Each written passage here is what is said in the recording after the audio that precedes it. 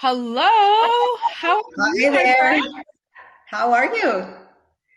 Fantastic. I am so excited to be here with you. Me We did too. a great learning circle with SheEO talking about how we can grow our sales on cash flow. And now here we are. We got 20 minutes to break this down for people. Are you ready? Absolutely. No, thank you so much for inviting me back. I'm excited to be here. So great. So I will, for everybody, you've seen me on the stage. My name is Hannah Cree. I'm with Common Good. We employ people that are facing incredible barriers to homelessness and poverty. We did that through a laundry service. COVID hit us hard. Also, when you're employing people with incredible barriers, to put them on the front lines was something that we absolutely had to look at and rethink our model. And cash flow has been a big piece for me. The only way that I was able to last for the last 4 years was because we put in cash flow practices in terms of like looking at our cash flow every week and all of those other pieces. And so, Hurry, why don't you just give us a little bit of background so everyone can get to know you? Thank you, Hannah.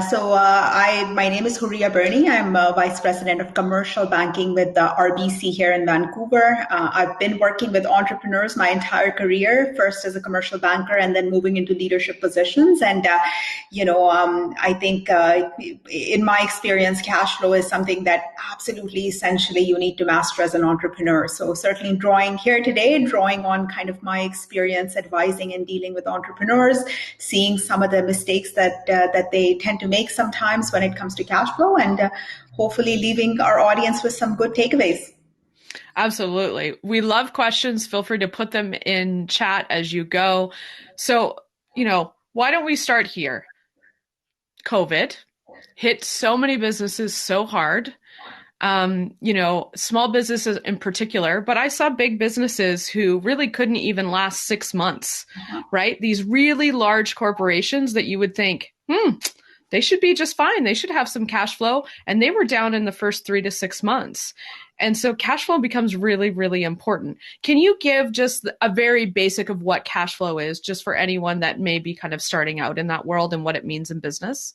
Absolutely. Cash flow is the lifeblood of a business. And essentially, what it is at the bare bones level, it's money flowing in and out of your business. It's cash coming in from your customers when they pay you for products and services, and it's cash going out when you pay your suppliers as well as your employees. So essentially, your cash flow represents this flow of money both in and out of your business. And at the end of the day, you want to have more money coming in than you have going out. That's the very essence of it. That is always the hope as an entrepreneur, right? You have more money coming in than going out. I mean, I'm sure you've had probably some pretty hard conversations with entrepreneurs over the pandemic and pieces. Do you have any tips for entrepreneurs around their cash flow during COVID, or what have those conversations been like? Absolutely. So I would say a lot of the entrepreneurs, as you correctly noted, obviously large companies falling into the trap of not being ready for a rainy day. A lot of these conversations have to do with businesses that maybe haven't been effectively managing their cash before, right? So maybe they're over leveraged, they borrowed too much money, their monthly payments are too high, which essentially means that most of the cash flow coming in is committed after their expenses is committed to debt payments. So there's not a lot of flexibility left for businesses like that because they're not really setting up a contingency fund. There's no money going in kind of for a rainy day slush fund.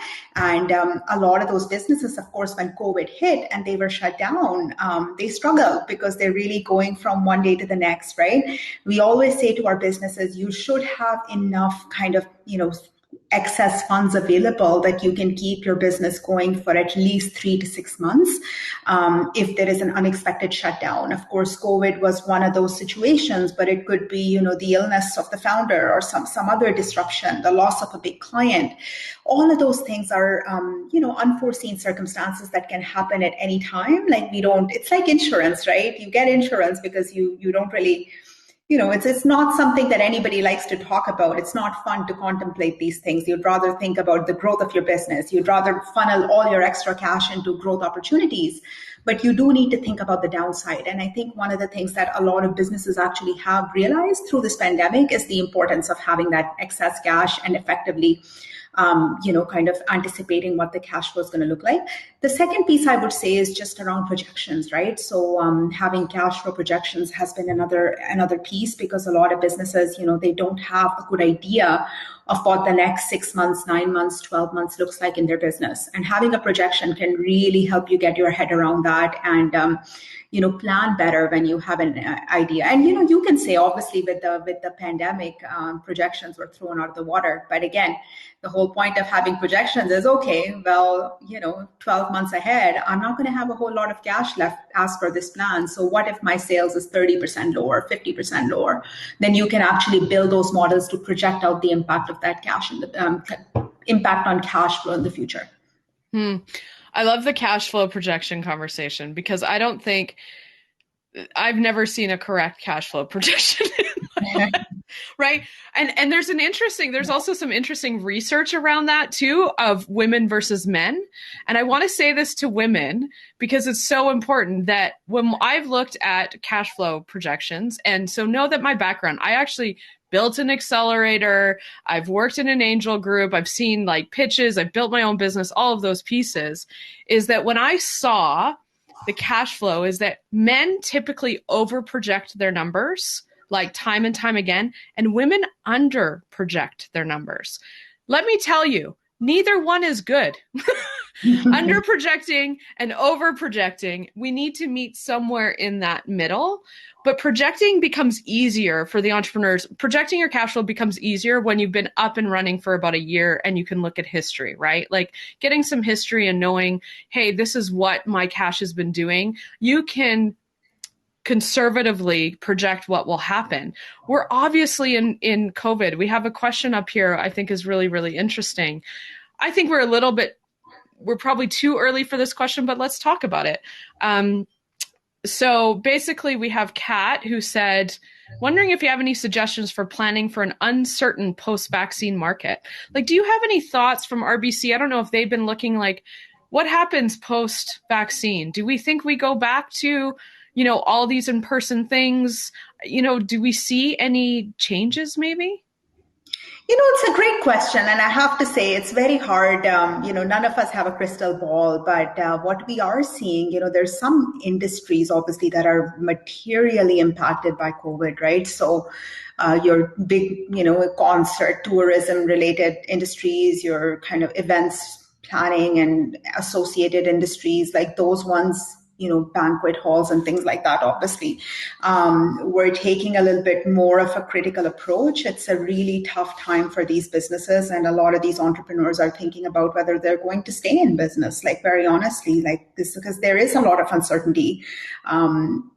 It's hard to say how things are going to look like, but, the way that I'm looking at it, I don't think that any big events are coming back this year. We might see some phased approach back, but there's still a lot of uncertainty around, are we going to get that 70% of our population vaccinated? And what's that going to look like? How effective are the vaccines and for how long? Like, we just don't really know, because this is something that's so new. We don't have that data to measure what that's going to look like.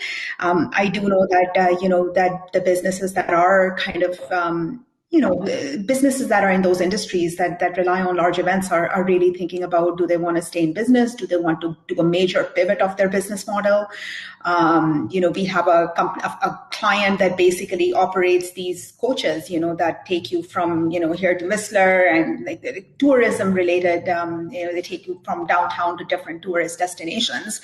And they've pivoted, like they're at the point, they're like, this business is probably not going to be back to the level where we want it to be. So they're now targeting the industrial market, right? Like taking workers up to the big LNG projects in the north. So they've got this, fleet of coaches that they can leverage and deploy in other industries. So that's what we're really telling a lot of these clients, that maybe think about how else, like how can you pivot your business model, right? Like maybe it doesn't have to be exactly the same way. Maybe you can explore a new market that's not as impacted by the pandemic.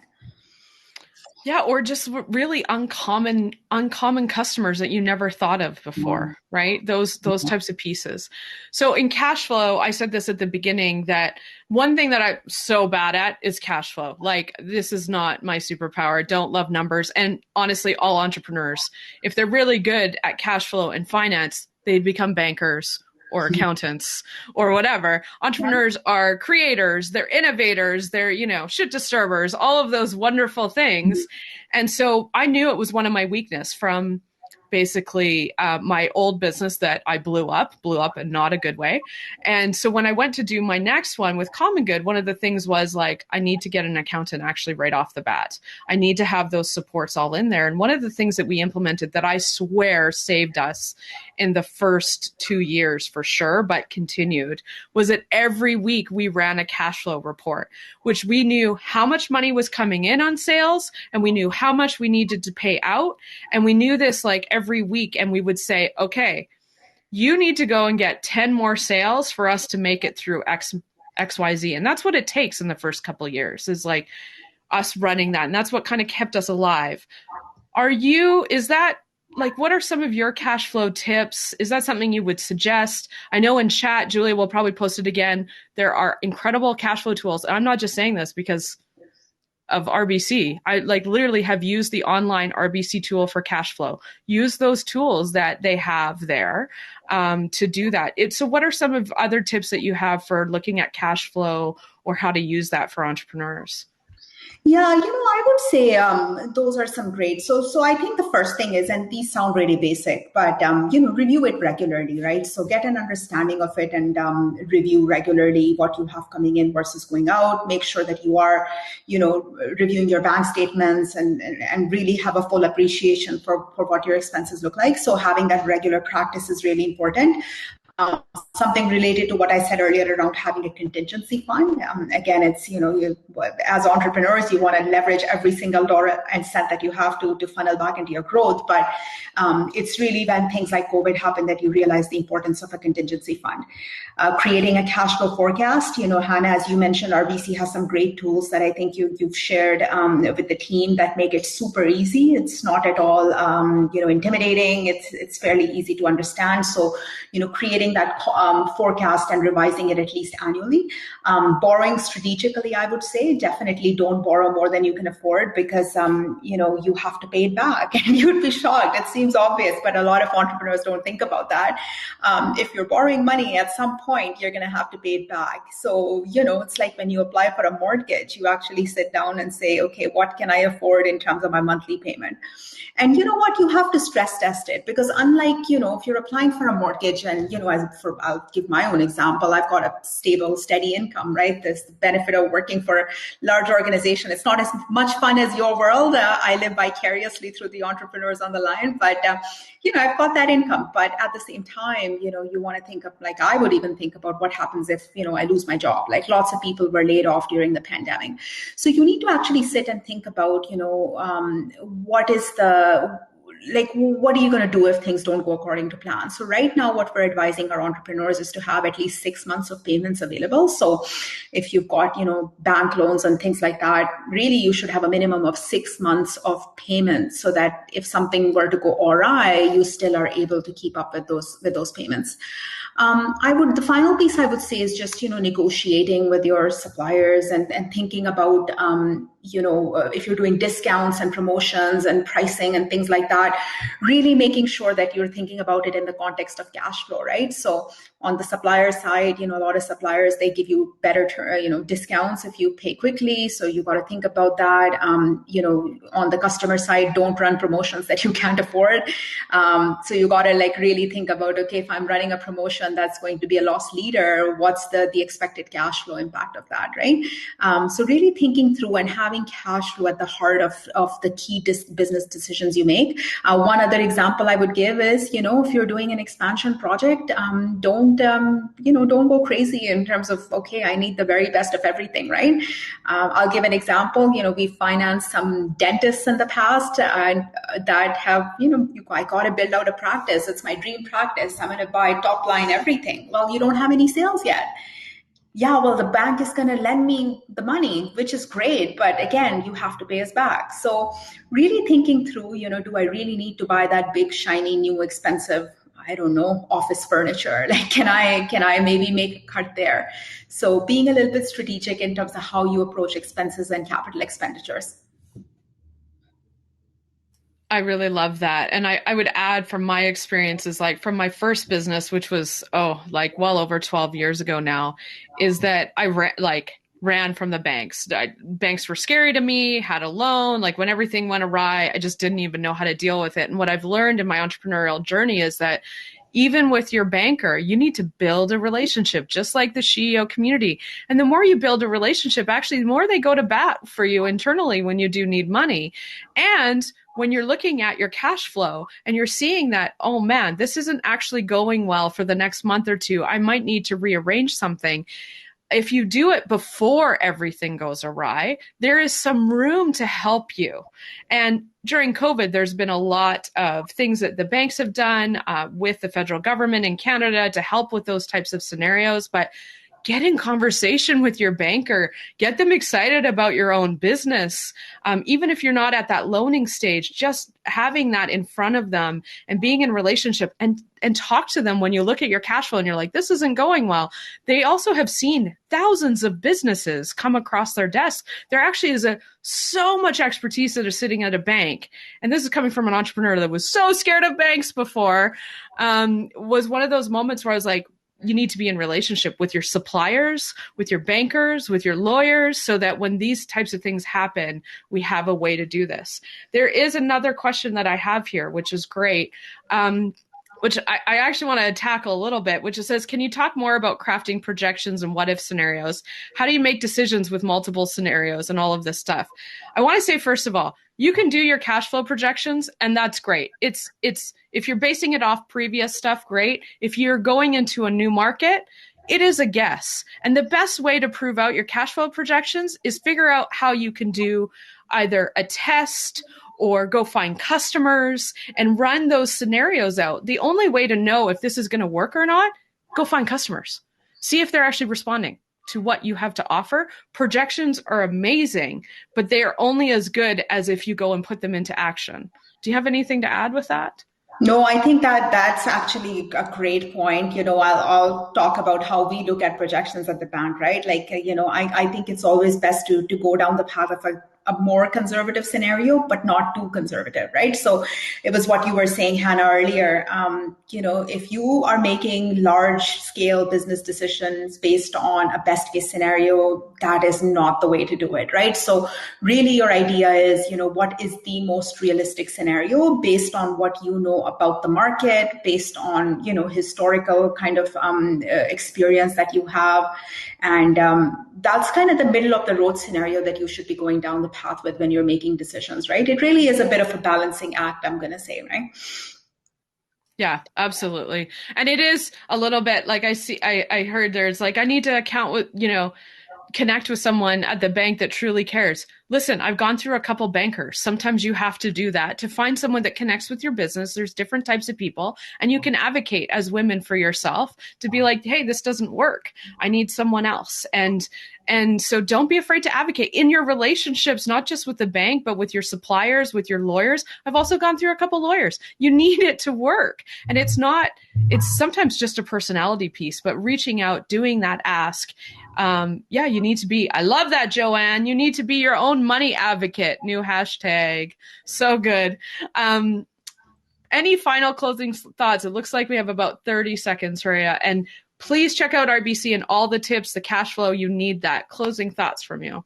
Yeah, I think, I would just reiterate what I said earlier. Cash flow is the lifeblood of your business. So it's great to go after revenue growth. But if you do not have cash flow, at some point, you're not going to have a business. So you can't keep a business afloat if you're not connecting more money than you're putting out there. So just be strategic, take the time to understand your cash flow, get the help of advisors, use the tools that are available for yourself out there, and make sure you keep an eye on what's coming in and going out of your business. So make sure you have some kind of routine of regularly tracking your cash flow.